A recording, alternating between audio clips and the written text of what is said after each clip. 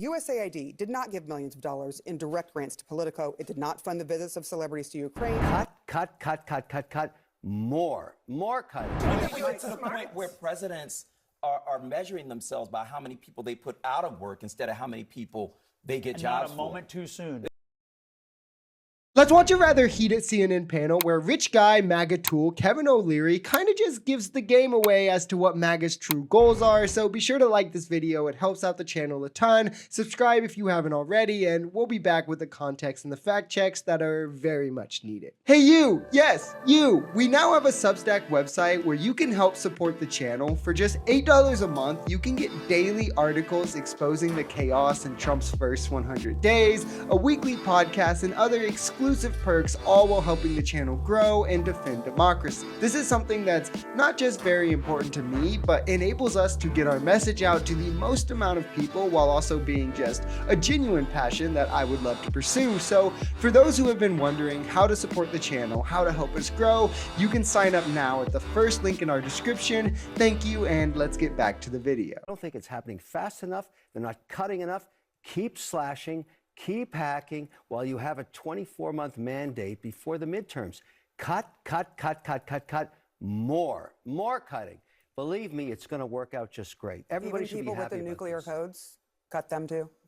Cut everything. This is the epitome of why MAGA, Trump, Elon, why they want these cuts. Kevin O'Leary only wants the government gone because in its place, privatization happens, which allows people like him to invest and make more money as they can prioritize profit over quality. We see this already where we've allowed privatization in healthcare. Private insurance can deny a procedure that's too expensive, even as you pay costly monthly premiums, because profit is the goal. And if it dips too much into that, sorry, can't help you. But with Medicaid, the premiums are usually zero, if not right around zero, and the procedure is fully covered. Why would we want this to reflect in other services like mail, Social Security, infrastructure, road, traffic, right? Anything. Why would we want less of what we already have, which is a system that prioritizes the service over the profit, unless you're the one standing to make the profit off of it? And in the gap where these cuts have happened, but privatization hasn't yet, we already see the effects of it with these flight crashes seemingly happening back to back at this point. Trump keeps cutting and firing and crashes keep happening, but we're also supposed to believe that it's just a coincidence. Here are some of the things that they've gotten wrong. USAID did not give millions of dollars in direct grants to Politico. It did not fund the visits of celebrities to Ukraine. It did not fund send $50 million worth of condoms to Gaza for Hamas, nor anywhere else, actually. And it did not pay $84 million to Chelsea. That's $200 million versus billions that they have What found. I am saying, though, here is this is false information that is put out then on X, and then it is used to troll people, including those who have gotten some of these grants, who are regular Americans just trying to live their lives. And some of the information is false. Information on social media? Oh, no. Right. But when the owner is working for the government, it's a problem. And he has no accountability. So is this a good way to do business, is what I'm saying. I think it's great. I think he's literally doing propaganda apologia. These people don't care if Elon does propaganda and just lies to do the end goal because it helps their wallet. Again, like if the government goes away, they benefit from it because they can privatize the services and make big profit. Everyone who can't will pay the price because of this. The problem is Elon is using propaganda to solidify this goal. He's posting 90% propaganda and 10% real bipartisanly approved spending for beneficial things that he ideologically disagrees with. So he's just calling it corruption, and the MAGA base feeds into it. Meanwhile, he's using this to manufacture support for dismantling things like USAID, something that is uniquely positioned to help push back against Putin, among the other massive benefits we see from it, or things like the CFPB that's been wiped out but saved consumers in the middle class $20 billion, now lying about Social Security in hopes to manufacture consent to cut there. They realize that if they just say corruption, they'll buy consent from MAGA on this without them ever doing any research on if it's actual corruption or fraud. When the rubber meets the road, I'm talking about, for example, Kansas City, 30,000 government employees might be laid off. It will destroy the economy of Kansas City. That's okay. Why do you say that?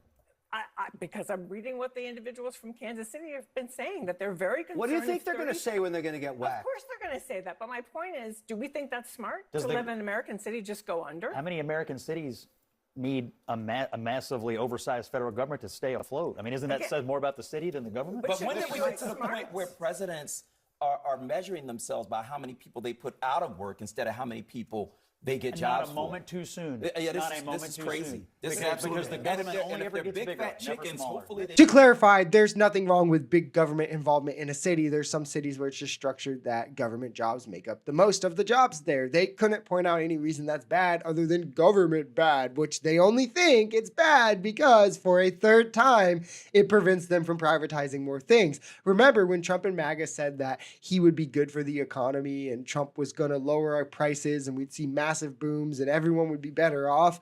Not even 1 month into his presidency, and now MAGA is already trying to sell us on why it's good that Trump's policies could cause a city to go under. Like, what are we even doing here? Why is this a discussion? I don't get how real non-rich people hear this such obvious bullshit and think it's knowledgeable or truthful or anything they should listen to. It's so obviously snake oil salesman bullshit to convince you to be for something that is against your own best interest. Like, hey, you know that thing you have democratic control over, that you have a voice in changing every 2 to 4 years if you don't like it, that has no profit motive but only exists to provide a baseline of services to all of its people?